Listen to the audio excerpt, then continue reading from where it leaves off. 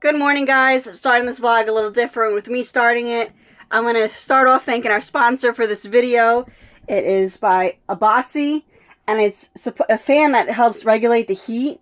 So it's a desktop range hood. I don't know if you guys have seen it. A lot of people that are like off-grid have it, like for their wood fire stove and stuff to help circulate the heat. So it has multiple filters, 3 speeds. You could charge it, low noise, fast speed, and oil fume separation. So I'm going to be using it today because whenever I make bacon in here, it doesn't matter if all the windows are open, the fan is going, that smoke alarm still goes off. So I'm curious to see if this little thing will help with that. So let's get started on cooking breakfast. Okay, this thing is a lot bigger than I thought it was going to be. Usually you can't really tell by the boxes, but to be honest, there's no way I'm going to be carrying this full time when I'm traveling. This thing is way too big, and my kitchen countertop space is not big enough for this. But, I told them I'll give them a review on it, so the part that stinks is that it didn't come, like, pre-charged. I don't know if there's a rechargeable battery in here or not, to be honest. But I have to take the back part off to put the filters in that they give you. And this is it right here. So I'm going to unscrew that, plug it in, and we'll see if it works or if it needs to charge up. Okay, so this part pops right out. It's hard to do it with one hand. It's magnetic, so it's literally just easy to pull it off. I put a filter in there, and then on the bottom, it collects like the oil or the grease, I guess, that goes into the air. And it shows you how to put the filter in, and then you have to keep it 8 centimeters from your stove. So I'm going to have to probably put it on the other side of my sink. I plugged it in. The plug is underneath here. Let's see if it'll turn on. It's plugged in. Alright, so it's on 1.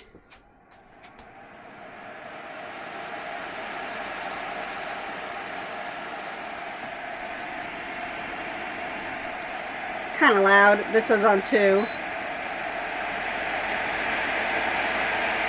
And this is 3.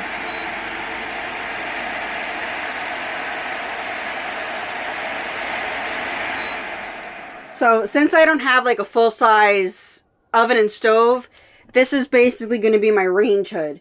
So this suck out the air and what the grease from the bacon and stuff like that, and it collects it into here. And then you just pull it out and you clean it. I mean, the idea is cool. I just wish that this was a lot smaller, that way I could bring this on the road with us. So it says this product is suitable for kitchen islands, living rooms, meeting rooms, and other places. It's used to suck the oily fumes generated by electric grill pans, electric hot pots, multifunctional pots, electric baking pans, barbecue machines, etc. It passes through specific filters. After the net separates the oil fume, it discharges clean air indoors. It's small, movable, internal circulation oil fume filtering machine. It does not say if it's rechargeable, so that part kind of stinks with somebody that has really small counter space. So I'm going to have to put these dishes away and then just place it over here where the plug is and give it a try. I mean, the idea is 100% cool. Because something like this will really help me out.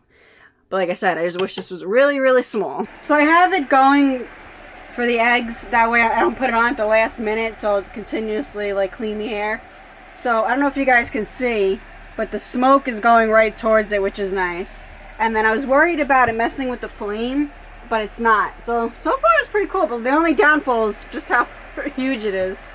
Alright, so I just threw the bacon on.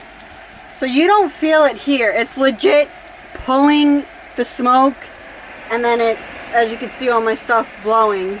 And you could feel it too. I wish that you were able to take this off, but I can't even put it closer if I wanted to. But it is. We'll see if it doesn't make the smoke alarm go off. About halfway through with the bacon, just flipped it over and smoke alarm did not go off.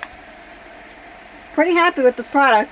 Alright, breakfast is done. Smoke alarm didn't go off once. It is a little smoky in here. I'm really surprised that didn't go off. But very, very happy with this. I appreciate you guys sending this out to us. We'll leave a link down below if you guys are interested. Alright guys, today is a good day. Our new vent came. If you watched our last video, I installed an electric powered vent from our old Class C onto the new travel trailer that we have. And it ended up only working one direction. It's supposed to be either blowing out or blow in. You could pick, but it was only blowing out. So Sam wasn't happy with that. And we and we ended up ordering a new one. Check this one out. This one is fancy. It comes with LED lights all the way around it. Comes with a remote. Has multiple different speeds.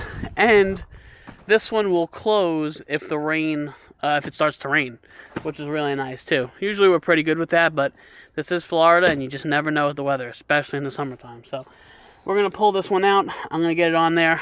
I have the other one just kind of sitting in the hole for right now just to, you know, keep crap out of there. Plus we've been using it. But this should be nice once we get it installed. Alright guys, the vent is officially installed, all caulked, drilled down. Took the plastic off the top. Double checked this one. I made sure it works. Everything is good. It works both ways. All the speeds work. The lights work.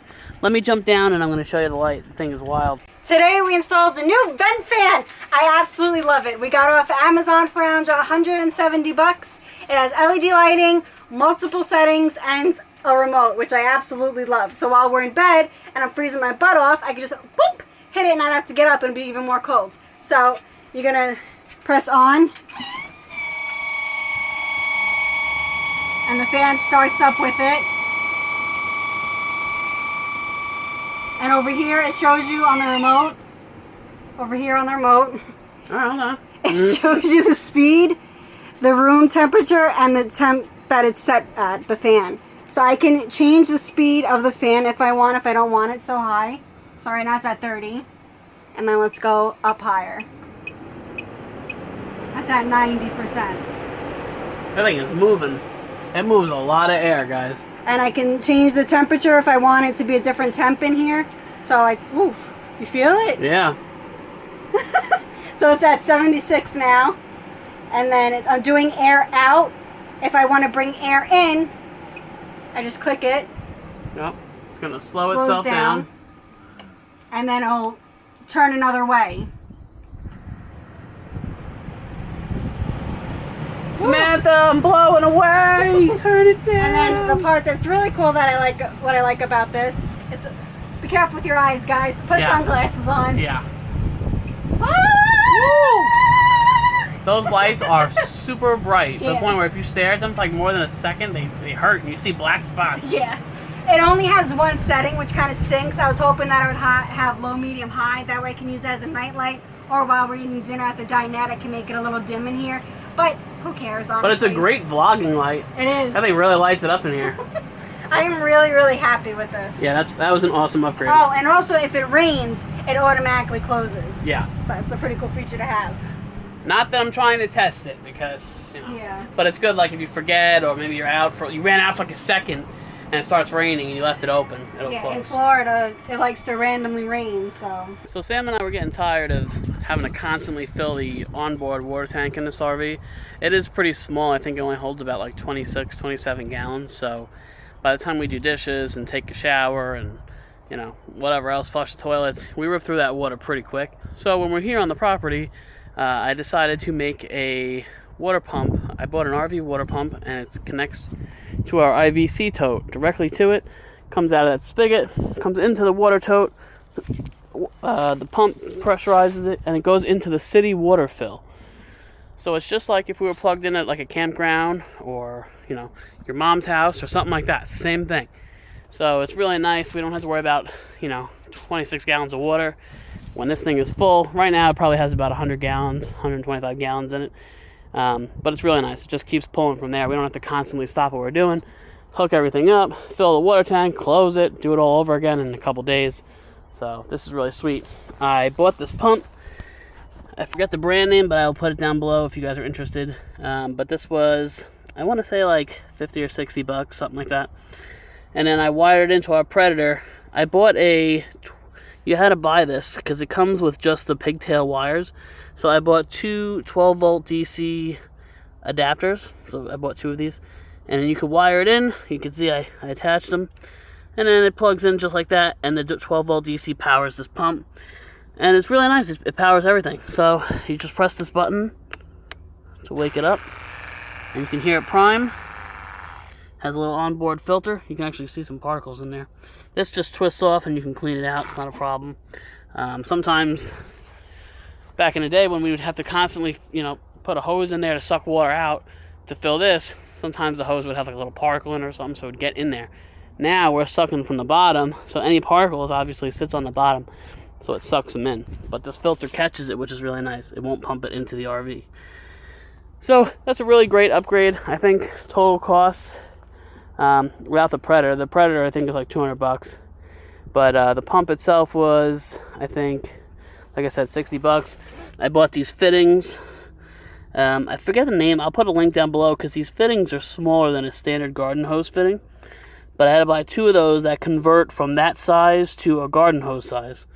So I bought that, and then it hooks right in, and it's good to go. Sam can use the water whenever she wants. And I don't have to hear it, 8:30. Oh, we ran out of water. And I have to come out here at night and fuss around and fill up the water. And then when it rains, for right now, I'm going to make a platform. I might do it today. Just a little, I have spare 2x4s. They're cut smaller. I think I'm going to make a little platform just so it gets up off the ground.